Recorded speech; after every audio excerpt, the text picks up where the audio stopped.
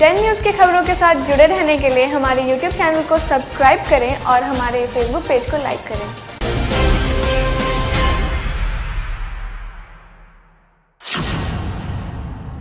नमस्कार, आपका स्वागत है डेन न्यूज़ में और आपके साथ मैं हूं प्रतिज्ञा कश्यप। खबरों की शुरुआत से पहले एक नजर डालते हैं आज की सुर्खियों पर।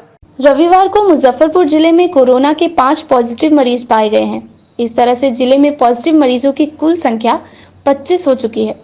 मुशहरी से एक 28 वर्षीय, पारू से एक 24 वर्षीय, मुरौल से 2 24 एवं 19 वर्षीय, सकरा से एक 33 वर्षीय, इस तरह से कुल 5 मरीज पॉजिटिव पाए गए हैं। मुशहरी में मिलने वाला मरीज वाराणसी से बस के माध्यम से गोपालगंज आया और फिर वहां से बस के माध्यम से मुजफ्फरपुर पहुंचा। पारू और सकरा से संबंधित मरीज मुंबई से मुजफ्फरपुर आए तथा मुरौल से संबंधित दोनों मरीज कोलकाता से मुजफ्फरपुर ट्रक के माध्यम से पहुंचे। सभी क्वारंटाइन केंद्र में थे। पॉजिटिव पाए गए सभी मरीजों को कोविड केयर सेंटर में आइसोलेट किया जा रहा है, जहां निर्धारित प्रोटोकॉल के तहत उनके इलाज की प्रक्रिया शुरू कर दी जाएगी। उनके क्लोज कॉन्टैक्ट की तहकीकात की जा रही है।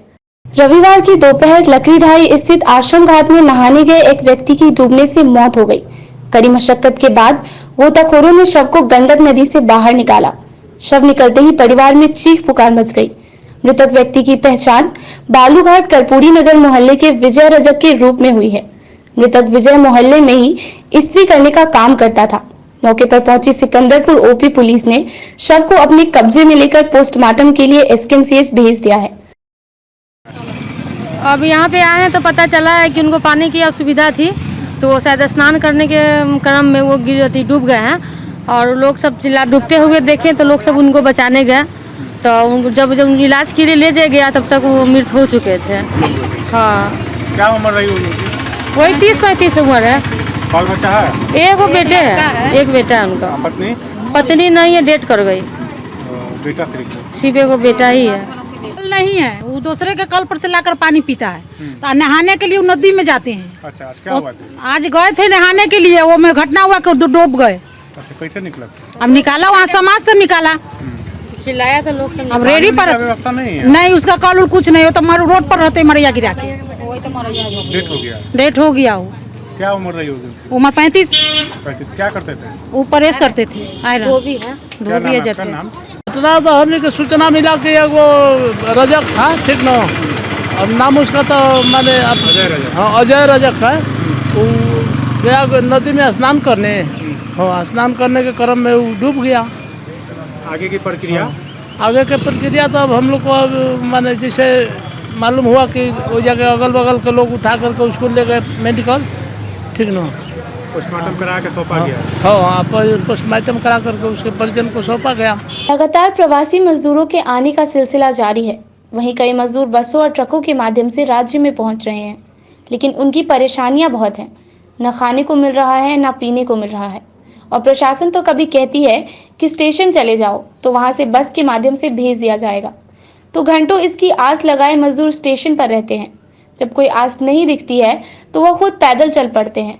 आधे रास्ते में जब भूख लगती है तो कुछ नहीं मिलता है तो भूखे प्यासे मजदूर हंगामा करने लगते हैं। आनन फानन में प्रशासन कहती है कि MIT चले जाओ, वहां से बसों के माध्यम से भेज दिया जाएगा। आखिर क्या है व्यवस्था? क्योंकि मजदूरों ने बताया कि अन्य राज्यों की सरकारों ने उनको खाना पीना और उनके लिए अच्छी व्यवस्था की, लेकिन उन्हीं के राज्य ने उनके लिए कोई व्यवस्था नहीं की। कराची से दिल्ली से आए हैं? बस से आए हैं सर। दिल्ली से आए हैं, दिल्ली से आए हैं गोपालगंज से मुजफ्फरपुर आए हैं। मुजफ्फरपुर 9 बजे आए हैं। 9 बजे से हम लोग के भटकाया जा रहा है, यहाँ से वहाँ, यहाँ से वहाँ, लेकिन कोई व्यवस्था नहीं मिल रहा है सीतामढ़ी जाने के लिए। अभी तक ले सर भूखे प्यासे थे सर, कोई खाना नहीं मिला, कोई पानी नहीं मिला है सर।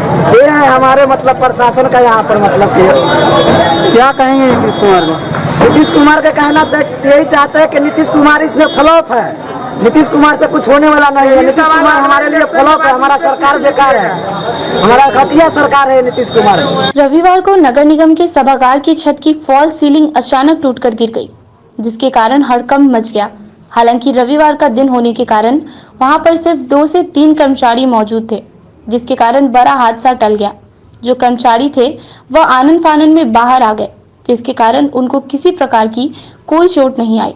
वहीं कर्मचारियों ने बताया कि वे सैनिटाइजेशन का काम कर रहे थे जिस वक्त यह हादसा हो गया। फिलहाल नगर निगम के कर्मचारी हादसे की छानबीन में लगे हुए हैं।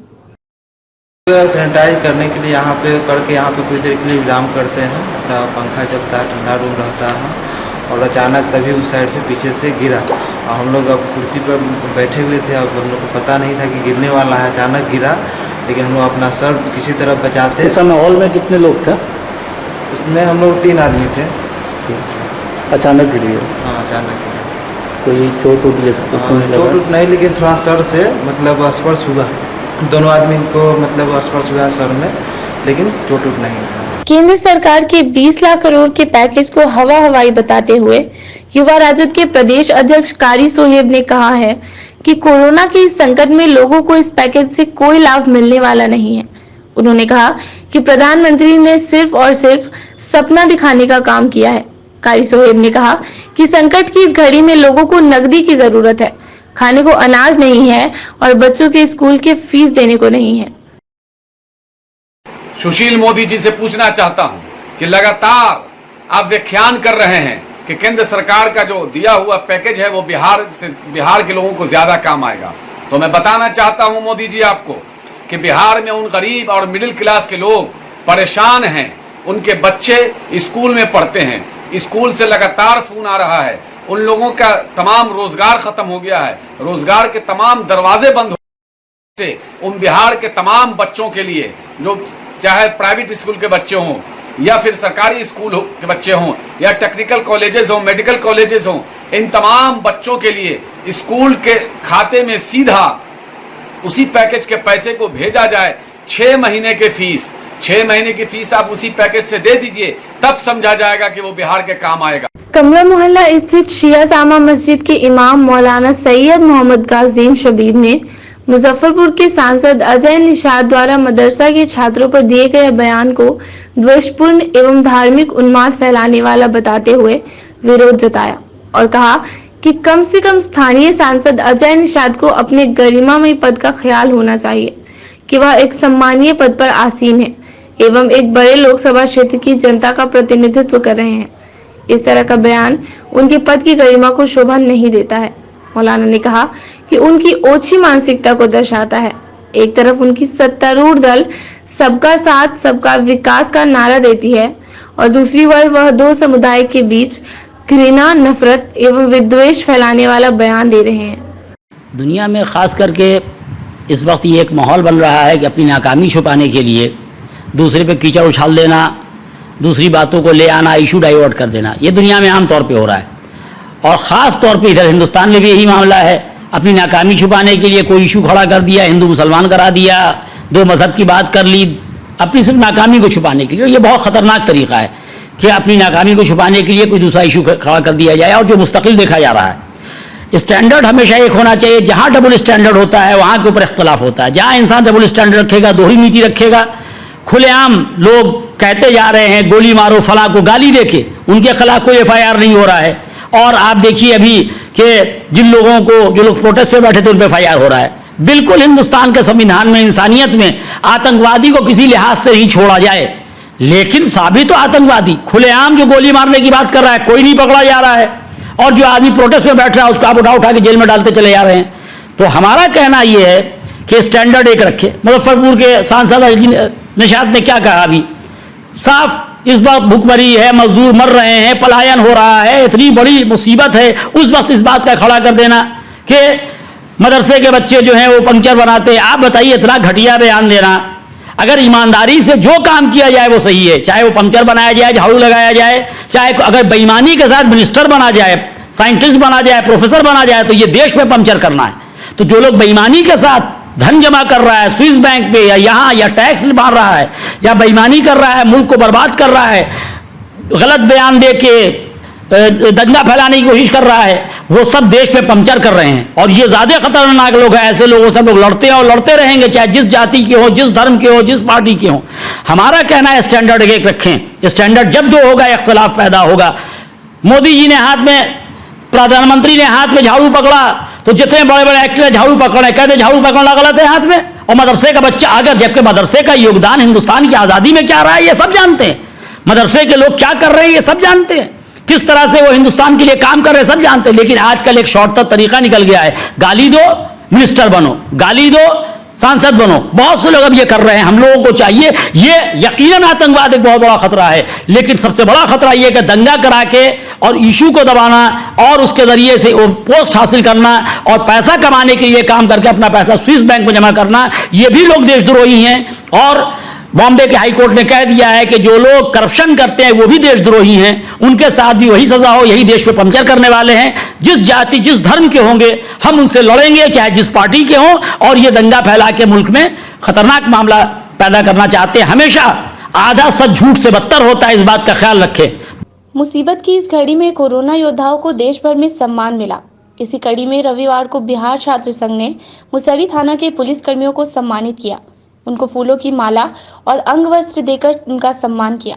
वहीं बिहार छात्र संघ के कार्यकर्ता ने बताया कि मुसीबत की इस घड़ी में पुलिसकर्मी, डॉक्टर और मीडिया कर्मी अपना योगदान दे रहे हैं, जिससे हमें उन सभी पर गर्व है कि इस महामारी जैसी बीमारी में वह देश की सेवा में लगे हुए हैं। आज हमारे देश इस महामारी की संकट में है, जो कि हमारे मुजफ्फरपुर जिला प्रशासन बहुत बड़ा योगदान दे रहे हैं।